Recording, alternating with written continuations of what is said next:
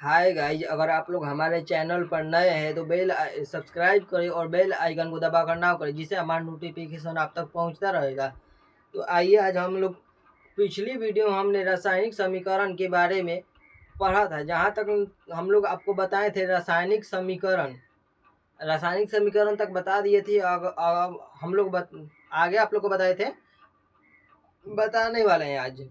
रासायनिक समीकरण जो है दो प्रकार का होता है। पहला संतुलित समीकरण और असंतुलित समीकरण। ये दो को पढ़ने के बाद फिर आता है रासायनिक समीकरण को संतुलित करना क्यों आवश्यक है। तो आज हम लोग ये तीन बातें डिस्कस करेंगे। तो आइए हम लोग पहले लिखते हैं जो है रासायनिक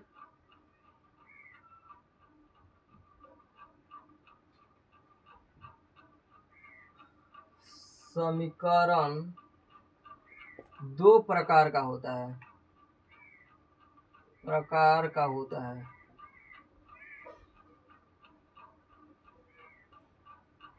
पहला होता है संतुलित समीकरण,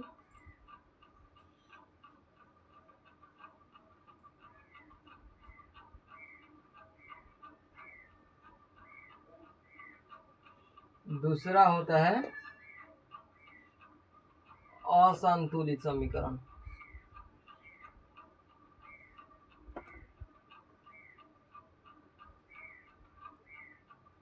अगर आप लोग इस दोनों में से कोई एक याद कर लेंगे ना, तो आप लोग को दोनों ऑटोमेटिक याद हो जाएगा। हम आपको बता देंगे कैसे याद करना है। तो संतुलित समीकरण, कल हम लोगों ने समीकरण के बारे में डिस्कस किया था, रासायनिक समीकरण के बारे में। आज हम लोग ये समझेंगे संतुलित समीकरण और असंतुलित समीकरण। तो पहले आता है संतुलित समीकरण।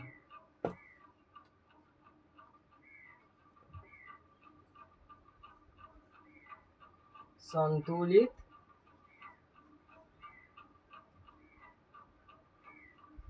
समीकरण, तो वैसा समीकरण, अब देख लीजिए संतुलित समीकरण है क्या। तो वैसा समीकरण जिसमें अभिकारक एवं उत्पाद दोनों ओर परमाणुओं की संख्या जो है समान होनी चाहिए, उसे संतुलित समीकरण कहते हैं। उसे ही संतुलित समीकरण कहते हैं। जैसे यहाँ पर है 2H, जैसे यहाँ पर है H2O, H2 प्लस O2 मिलकर बनता है ना H2O। यहाँ पर तो हाइड्रोजन के दो परमाणु है, ऑक्सीजन के दो परमाणु है। हाइड्रोजन के यहाँ पर सिर्फ दो परमाणु है और ऑक्सीजन का एक परमाणु है का, ठीक बा। यहाँ पर हाइड्रोजन का दो परमाणु है और ऑक्सीजन का दो परमाणु है, लेकिन यहाँ पर हाइड्रोजन का सिर्फ दो परमाणु, ऑक्सीजन का एक परमाणु है। तो यहाँ पर ऑक्सीजन का दो करेंगे ना हम लोग, तो यहाँ पर दो से मल्टीप्लाई करा देते हैं। तो हाइड्रोजन यहाँ पर कितना हो गया 4, लेकिन ऑक्सीजन में कितना हो गया 2। यहाँ पर हाइड्रोजन कितना है 2 है, तो इधर भी हम 2 से गुना कर देंगे तो हाइड्रोजन कितना हो गया, हाइड्रोजन 4, ऑक्सीजन 2 है ना 2। इसे ही हम लोग संतुलित समीकरण कहते हैं। आप लोग को हम सिखा देंगे संतुलित समीकरण, टेंशन मत लीजिए। वैसा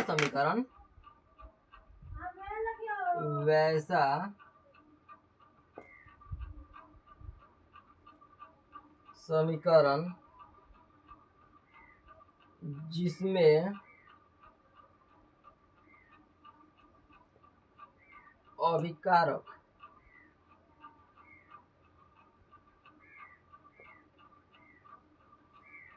एवं उत्पाद दोनों ओर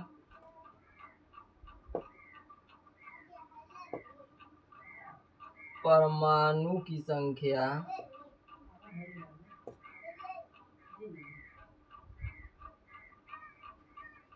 समान होती है,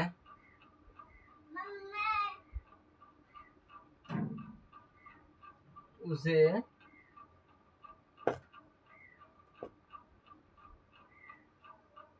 संतुलित समीकरण कहते हैं।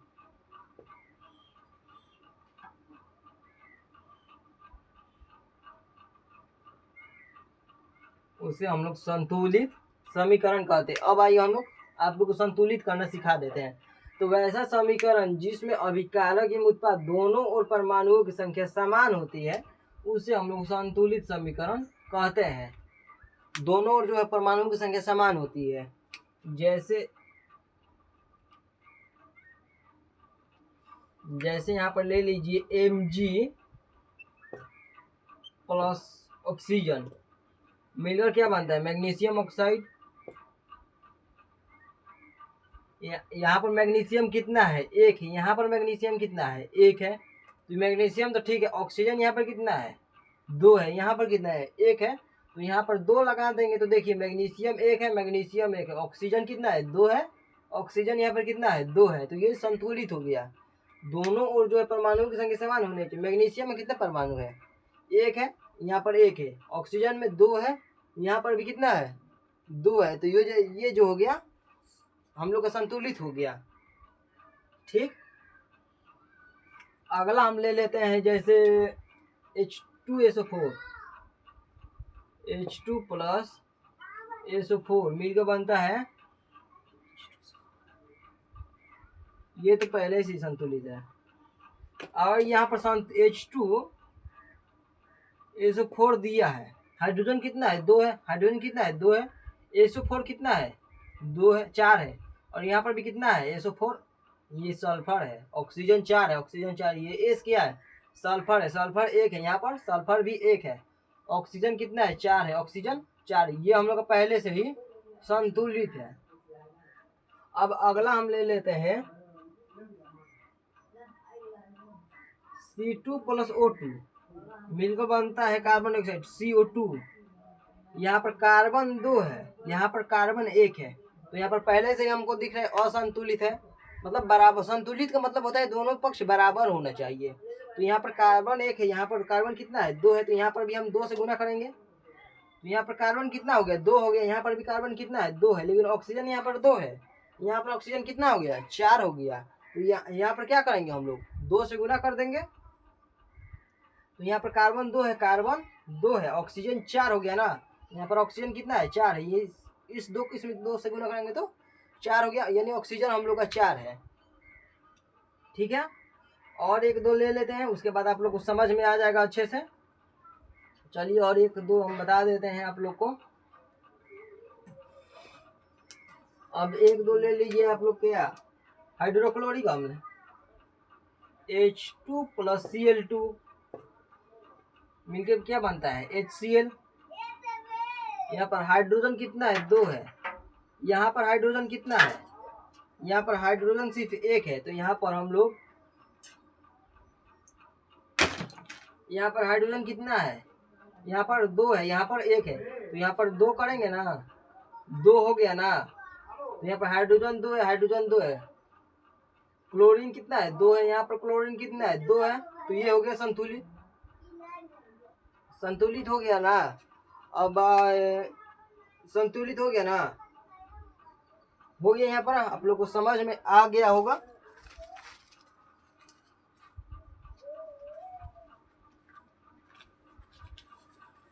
अब बढ़ेंगे हम लोग असंतुलित समीकरण।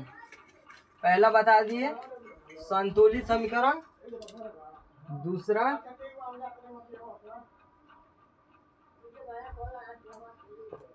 असंतुलित समीकरण।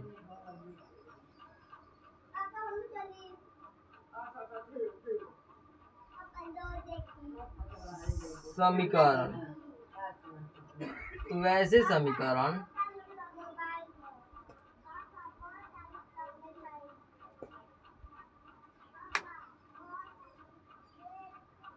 जिसमें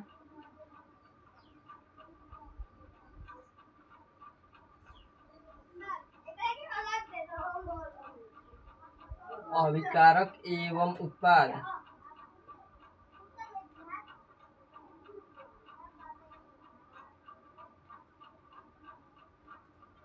दोनों ओर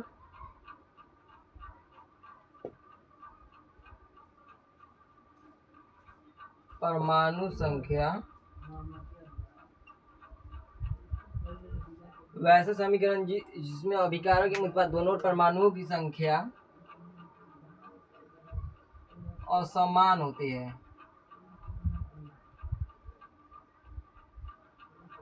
है, उसे असंतुलित समीकरण कहते हैं। उसे असंतुलित समीकरण कहते हैं।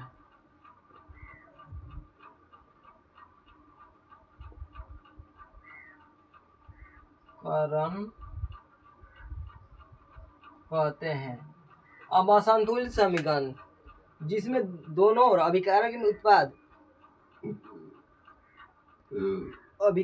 उत्पाद दोनों और परमाणु की संख्या जो है बराबर नहीं होनी चाहिए। असमान का मतलब होता है बराबर नहीं होना चाहिए। तो यहाँ पर H2 प्लस O2 बेटा क्या बना H2O। यहाँ पर ऑक्सीजन कितना है 1 है, यहाँ पर कितना है 2, हाइड्रोजन 2, यहाँ पर 2, मतलब यहाँ पर परमाणु संख्या क्या है असमान है, बराबर नहीं है।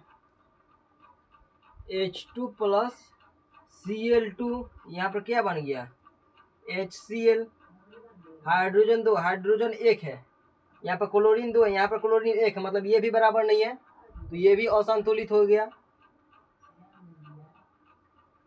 और हो जाएगा आप लोग का C2 plus O2 CO2 C2 carbon 2 है, कार्बन 1 है, तो यहाँ पर क्या हो गया ये भी असंतुलित समीकरण हो गया। तो असंतुलित समझ में आ गया होगा। अब हम बता देते हैं आप लोग को रासायनिक समीकरण को संतुलित करना क्यों आवश्यक है।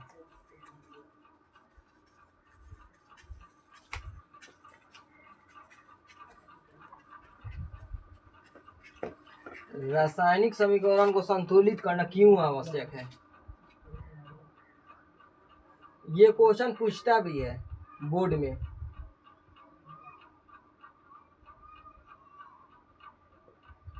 रासायनिक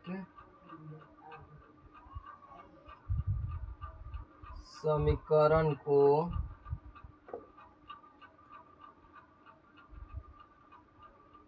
संतुलित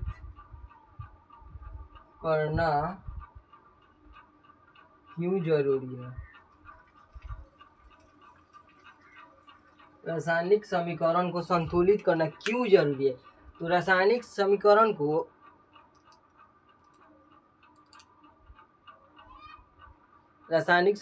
संतुलित करना इसलिए आवश्यक है क्योंकि ये द्रव्यमान संरक्षण का नियम कहता है कि इसमें ना तो परमाणु को उत्पन्न किए जा सकते हैं नष्ट, मतलब कि जो हम लोग आप लोग को संतुलित करना सिखाएं और तो असंतुलित करना, हम आपको संतुलित करना और असंतुलित करना पिछले अभी सिखाए ना, उसमें आप लोग ना तो परमाणु को अपने से बढ़ा सकते हैं और ना ही घटा सकते हैं। द्रव्यमान संरक्षण का नियम यही कहता है कि आप लोग ना तो परमाणु को उत्पन्न कर सकते हैं नष्ट, अर्थात दोनों जो है परमाणुओं की संख्या समान होती है।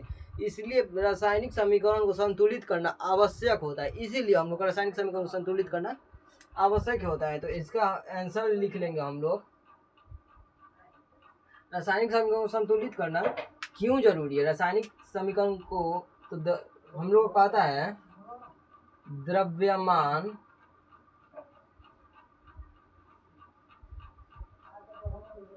संरक्षण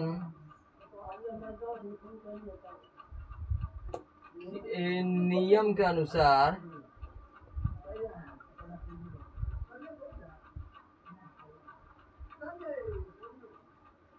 ना तो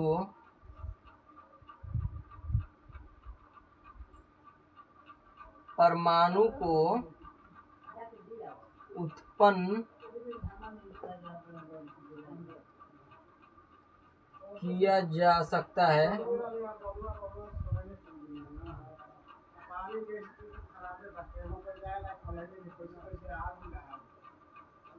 और ना ही नष्ट किए सकते, और ना ही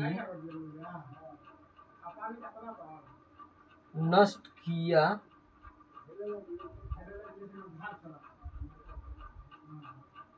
जा सकता है।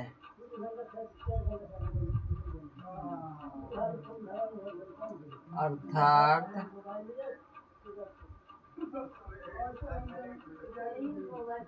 दोनों ओर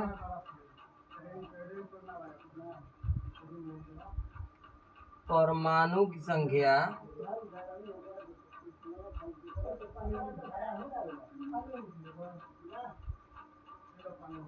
समान होती है। यहाँ पर रासायनिक समीकरण को संतुलित करना क्यों आवश्यक है, तो द्रव्यमान संरक्षण का नियम, आप लोग से ये भी पूछ सकते हैं द्रव्यमान संरक्षण का नियम कब दिया था, तो 1989 में नियम जो है दिए थे वो 1989 ईस्वी में ये नियम दिया गया था। द्रव्यमान संरक्षण नियम जो है द्रव्यमान संरक्षण नियम जो है वो 1989 में दिया गया था। तो रासायनिक समीकरण को संतुलित करके क्यों हो सके, द्रव्यमान संरक्षण के नियम के अनुसार परमाणु को ना तो उत्पन्न किए जा सकते हैं और न नष्ट, मतलब अपने से हम लोग नहीं बना सकते हैं, ना उत्पन्न कर सकते हैं और ना ही नष्ट, अर्थात दोनों परमाणु की संख्या जो है समान होती है। इसलिए रासायनिक समीकरण को संतुलित करना आवश्यक है। यहाँ पर परमाणु की संख्या समान होती है,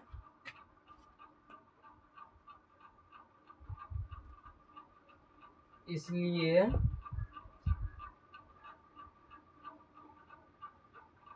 रासायनिक समीकरण को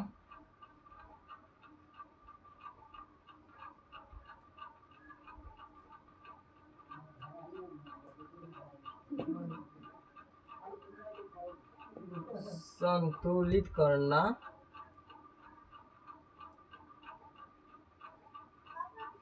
आवश्यक है, इसीलिए रासायनिक समीकरण को संतुलित करना आवश्यक है।